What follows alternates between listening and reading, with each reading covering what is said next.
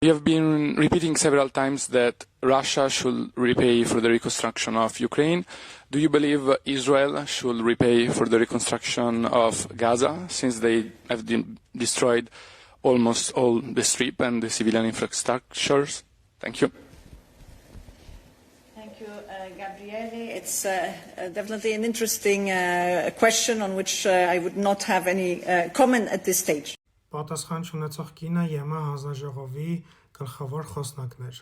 ԵՄ-ի երկակի ստանդարտների մասին իհարկե կարելի է դիսերտացիա գրել։ Իհարկե ես նպատակ չունեմ Ռուսաստանն արդարացնելու, խնդրում եմ նման կերպ չմեկնաբանել, ուղղակի սա հիշեցում այն մարդկանց համար, ովքեր որ չափից մեծ հույսեր են կապում Եվրոպական միության հետ, հաշվի առնելով մեր ներկա իշխանության